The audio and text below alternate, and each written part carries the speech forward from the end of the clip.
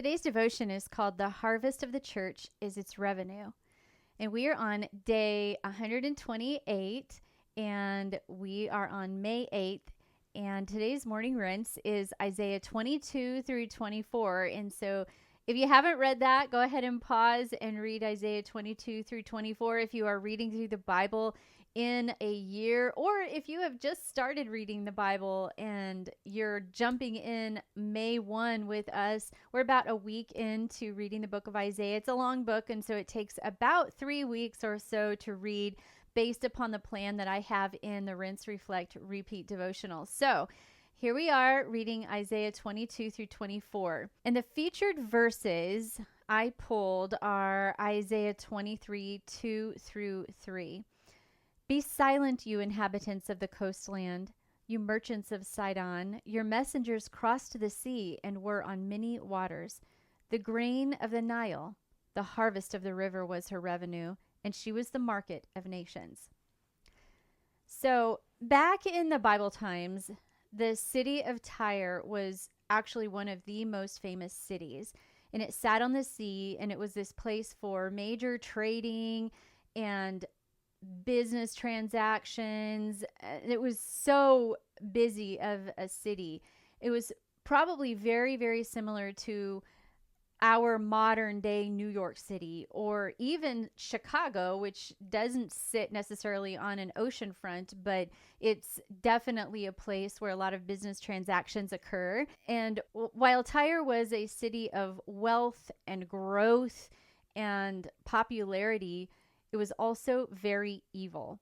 In fact, in the Bible, there were multiple prophets who rebuked the people that were in Tyre. And as we read in today's morning rinse, Isaiah was another one of those prophets, and he speaks to the fall of Tyre, to its complete destruction. And today's featured verses talk of the Nile housing the city's revenue. So, they used the water to bring in the money and do all those business transactions and trading, and bringing that in was part of how the city of Tyre increased in wealth.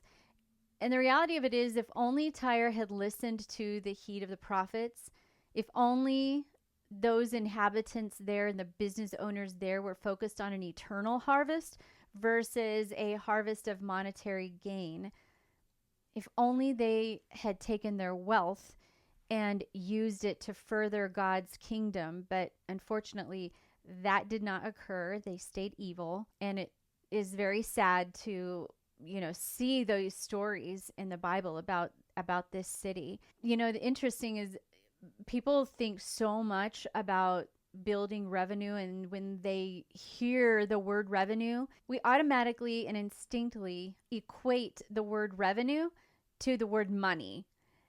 But building revenue for God's kingdom, it includes an eternal harvest for the body of Christ. I'm not talking about that monetary gain that we think about when we hear the word revenue. I'm not talking about monetary gain for a church. I'm talking about eternal revenue. And that eternal revenue is souls. I'm talking about bringing in people who need to be saved. If there's no harvest at all of people for salvation, then there's no revenue for God's kingdom. Let us not be inhabitants of Tyre, where the revenue was broadly known, where our wealth of the United States is widely known, but not kingdom-minded.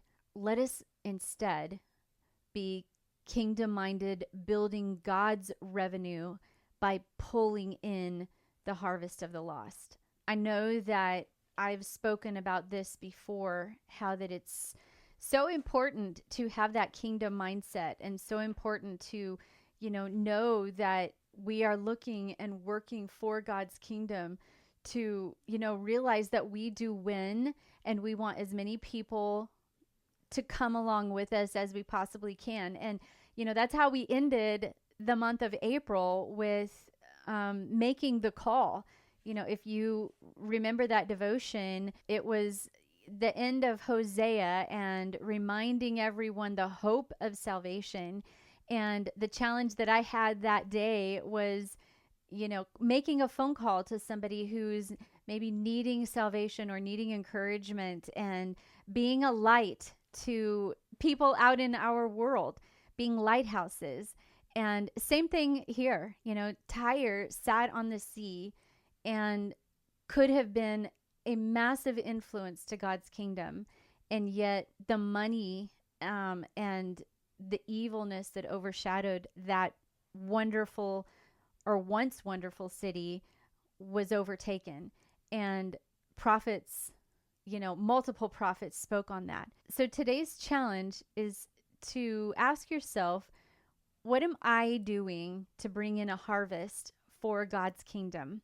I know it can be a really tough question. If your heart is there, which I'm sure 100% am positive that it is, ask God to position yourself to help pull in that harvest. I don't know if you remember a couple days ago where I talked about the faces in the dark, and knowing that, we're not all called to do the exact same thing. Some people are called to be right on the edge and going into the edge and, reaching down into the darkness and pulling up people out of the dark. And other people are called to, maybe be Sunday school teachers in a different part of the kingdom.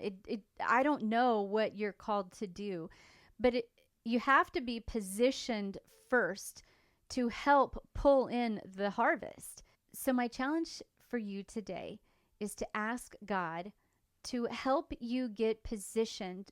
Is it getting out there in the public more and letting your light shine more? Is it being more vocal on social media about God's love? Whatever it is, make a change today towards that positioning. And God's going to open up the doors even more and position you, because positioning and preparation come before the opportunity, right? And we have to be open to positioning it. So see if there's anything at all, because I do not want, our city or our country to be like a Tyre and bring in all of this business and become wealthy, but yet be super evil. That would not be good. And so I want to be positioned as a lighthouse to help thwart that. And I know that you do too. And so when you're talking to God today and you're asking him to help you get positioned to help pull in the harvest, see what he says. And then when you're reflecting on today's challenge, write down one thing that you did today to help bring in the revenue for God's kingdom. What is one thing that you did? Was it having a quick conversation with someone at the store? Was it helping someone, who is struggling? Was it saying something on social media that was really encouraging, or sending somebody a private message that that they needed to have? Was it you starting your own podcast on faith? Was it you becoming a stronger messenger than you already are? I don't know what that is, but if we remain open to providing value to others around and hopefully getting our voices out there, then we will ultimately be continually positioning ourselves to help pull in the harvest. And that, my friend, is how we grow and build disciples around us. So I hope this inspired you, and I hope that it spoke to you. And I hope that as we continue to work through the book of Isaiah, that you continue to share your stories. And I look forward to talking with you tomorrow, because until then, keep rinsing, reflecting, and repeating. God bless you.